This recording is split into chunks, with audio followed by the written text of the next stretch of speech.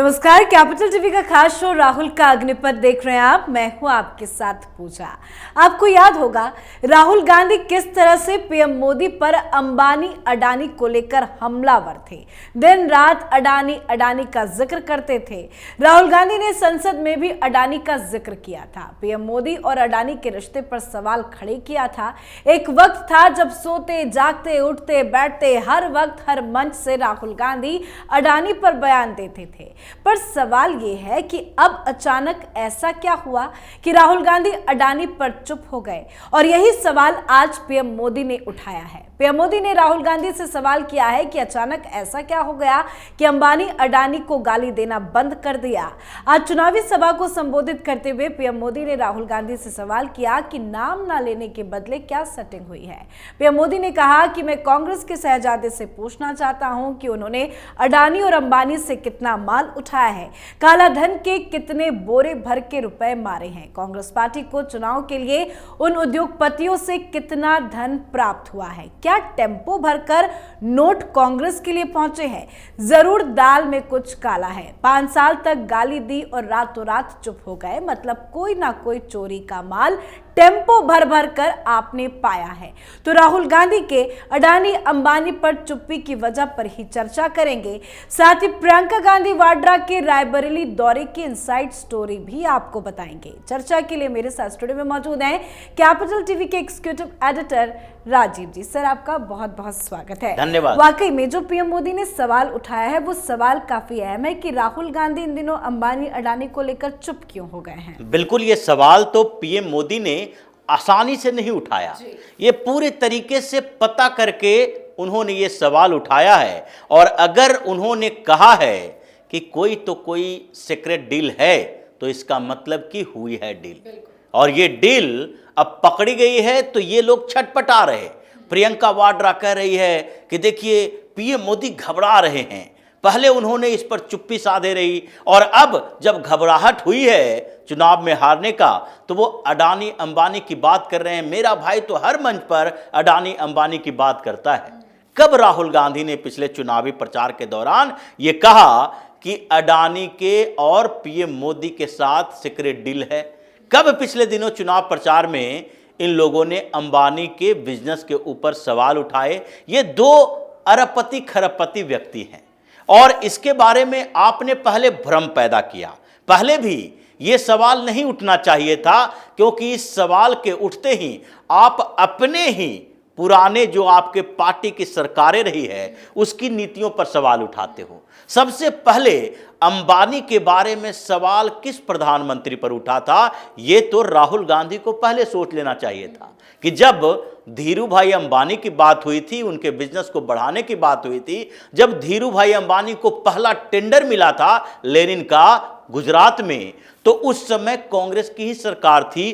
टाटा को इग्नोर करके धीरू भाई अंबानी को वो टेंडर दिया गया था, और ये सवाल भी उठा। फिर इंदिरा गांधी की सरकार के समय की बात है। उसके बाद जब इंदिरा गांधी की हत्या हो गई, बाद में राजीव गांधी प्रधानमंत्री बने, ये सवाल तो फिर भी उठा था कि ये धीरू भाई अंबानी के साथ राजीव गांधी कहाँ घूम रहे हैं, ये सूटकेस में भरकर पैसे लेकर राजीव गांधी को देने के लिए वो क्यों गए थे, किस आधार पर धीरू भाई अंबानी के साथ राजीव गांधी का इतना नजदीकी संबंध बना, डिनर पर दोनों की तस्वीरें कहां से सामने आ गई। ये जो घालमेल चल रहा था उसके पीछे कोई न कोई तो वजह रही होगी। और वही अंबानी जब धीरे धीरे अपना एम्पायर खड़ा करते गए, और ये एम्पायर कोई भारतीय जनता पार्टी की सरकार के समय का नहीं है, ये एम्पायर जो है वो पूरी तरीके से कांग्रेस की सरकारों के समय का है।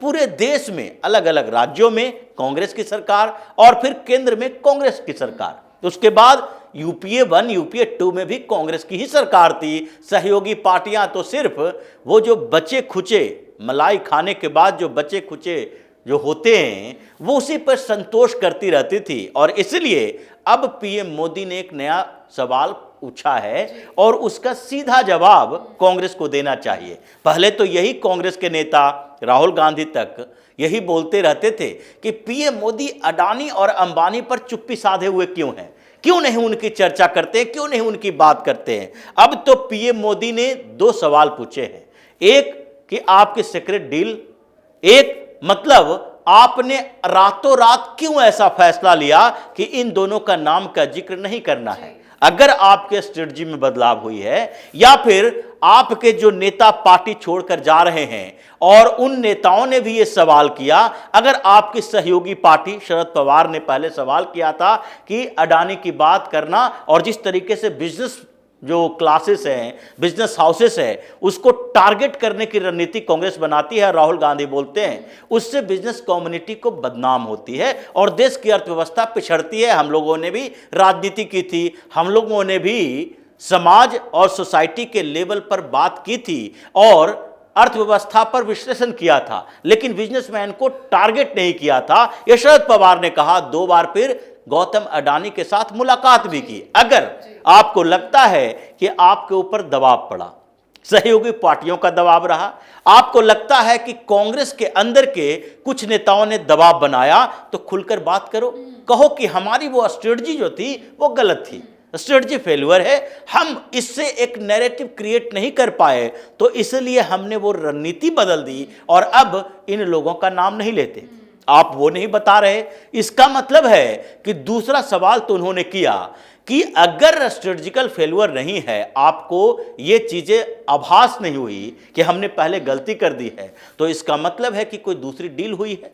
रातों रात कैसे ऐसे हो जाएगा? और वो डील ब्लैक मनी का है। उन्होंने एक इशारा किया है कि देखिए, कांग्रेस के पार्टी में जो चंदे की बात होती है या अभी इलेक्टोरल बॉन्ड पर चर्चा हुई, इलेक्टोरल बॉन्ड के सारे नाम बाहर आए, उसके बाद क्या हुआ, उसमें कहीं अडानी अंबानी का नाम नहीं था जो कि भारतीय जनता पार्टी को पैसा देता है, लेकिन इसमें उसका भी नाम नहीं था कि इन दोनों खरबपतियों ने कभी कांग्रेस को पैसा दिया है, कांग्रेस को चंदा दिया है।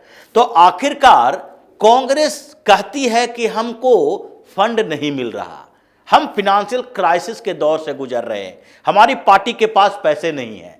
1400-1500 करोड़ रुपए का चंदा मिलता है, चुनावी बॉन्ड में सब मिलाकर 1900 करोड़ का मिला, लेकिन खर्च तो हजारों करोड़ में है, क्योंकि अकेले अगर देखा जाए गांधी परिवार के चुनाव प्रचार में ही सैकड़ों करोड़ का खर्च होता है, सिर्फ प्रियंका वाड्रा राहुल गांधी के ऊपर, इनके रहने सहने, खाने पीने, आने जाने, प्राइवेट प्लेन, प्राइवेट जेट और प्राइवेट हेलीकॉप्टर की सुविधाएं लेने में करोड़ों करोड़ रुपया का खर्च होता है, सैकड़ों करोड़ में इनका अपना खर्च है। चुनाव में जो कैंपेन कर रहे हैं दूसरे स्टार कैंपेनर, उनका खर्च अलग। ये जबरदस्ती सोनिया गांधी जैसे कांग्रेस के नेता को भी स्टार कैंपेनर बनाते हैं, इसलिए कि कभी जरूरत पड़ सकती है जाने के लिए तो ये प्राइवेट जेट से ही जाएगी। और सोनिया गांधी अब तक सिर्फ वीडियो संदेश देती है, उसके लिए स्टार प्रचारक बनाने की क्या जरूरत है? अगर वीडियो संदेश देना है, घर पे बैठ के चुनाव प्रचार में जाना ही नहीं है, तो स्टार प्रचारक बनने की जरूरत नहीं है। फिर भी डाला जाता है क्योंकि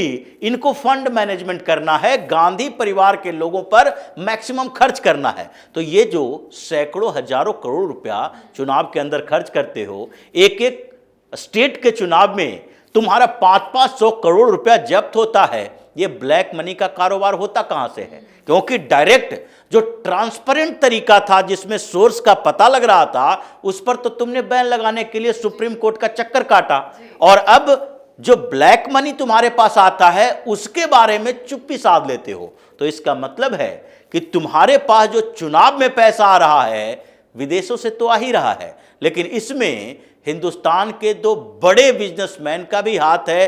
अगर नहीं है तो तुम खुलकर बात करो कि हमने उससे पैसा नहीं लिया, हम इस दबाव के कारण इन दोनों का नाम नहीं ले रहे हैं, क्योंकि 5 साल में ये नाम लेने का फायदा नहीं है जब तक चुनाव में मुद्दा न बने। तो पीएम मोदी ने एक तरह से इस पूरी कांग्रेस पार्टी और राहुल गांधी को इस सीक्रेट डील के लिए रंगे हाथों पकड़ा है, और इसीलिए कांग्रेस पूरी तरह से छटपटा रही है कि राहुल गांधी प्रियंका वाड्रा सामने आकर बोलने रहे हैं, और प्रियंका वाड्रा अभी इनडायरेक्ट डिफेंड कर रही है। वो जब बात करती है तो उसके चेहरे पर मुस्कुराहट दिखता है।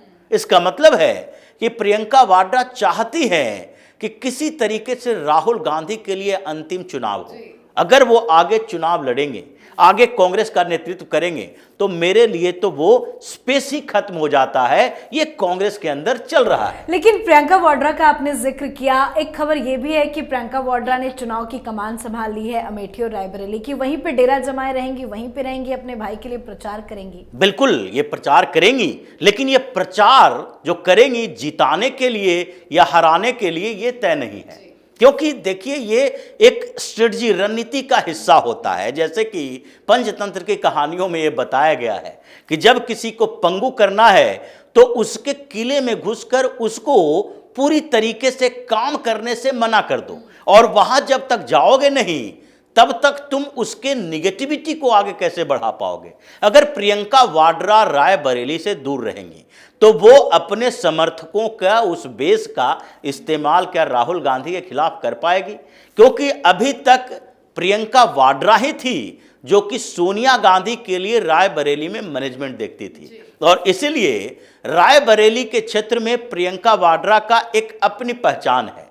और जब चुनाव की चर्चा हुई, रायबरेली और अमेठी में सीटों के बंटवारे की बात हुई कि किसको कैंडिडेट बनाया जाएगा, प्रियंका वाड्रा का नाम ही सबसे पहले रायबरेली के लिए आया था जब सोनिया गांधी राज्यसभा के लिए नॉमिनेट कर ली गई। लेकिन उसके बाद जो इतने दिनों तक लगातार रस्साकसी चलता रहा, प्रियंका वाड्रा को इस बार भी चुनाव नहीं लड़ने दिया गया।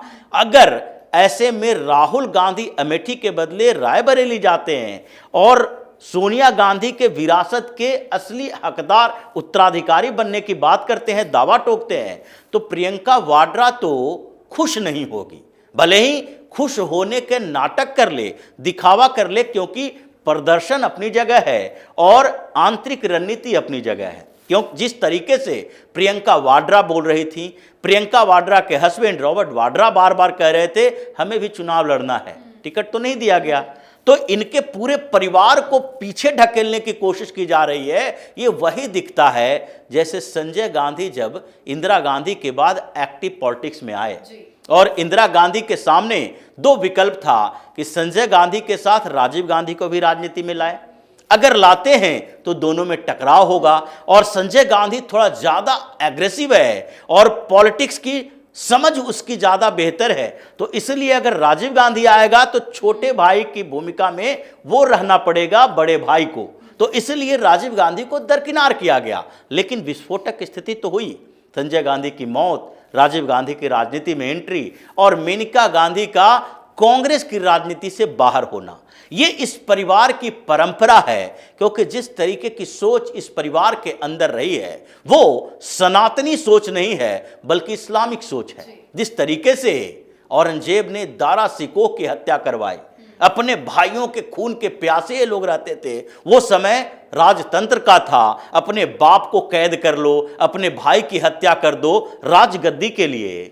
आप पूरे नेहरू गांधी परिवार में देखिए, नेहरू की एक ही बेटी इंदिरा गांधी, इसलिए विवाद पैदा नहीं हुआ। इंदिरा गांधी के दो बेटे, विवाद पैदा हो गया। अब आगे सोनिया गांधी का बेटा बेटी को पीछे धकेल के राहुल गांधी को लॉन्च करने की इतने सालों से कोशिश, अब जब ये एक्टिव पॉलिटिक्स में आई है, विवाद फिर से शुरू हुआ, और फिर ये विवाद इतना बढ़ेगा कि आगे चुनाव के परिणाम के बाद राहुल गांधी या तो राजनीति से संन्यास ले ले या प्रियंका गांधी उसे धक्के मारकर बेइज्जत करके राजनीति से भगा देगी, कांग्रेस पर कब्जा करेगी। बिल्कुल, और तभी कहते हैं कि राजनीति में कोई सगा भी नहीं होता है। बहुत बहुत धन्यवाद सर समझाने के लिए। धन्यवाद। तो अडानी अंबानी पर राहुल गांधी की चुप्पी को लेकर कांग्रेस पार्टी फंस गई है। राहुल गांधी को इस पर जरूर जवाब देना चाहिए। तो दूसरी तरफ प्रियंका गांधी वाड्रा रायबरेली में एक्टिव हो गई हैं। खबरों के मुताबिक कांग्रेस के गढ़ रहे अमेठी और रायबरेली में चुनाव की कमान संभालेंगी प्रियंका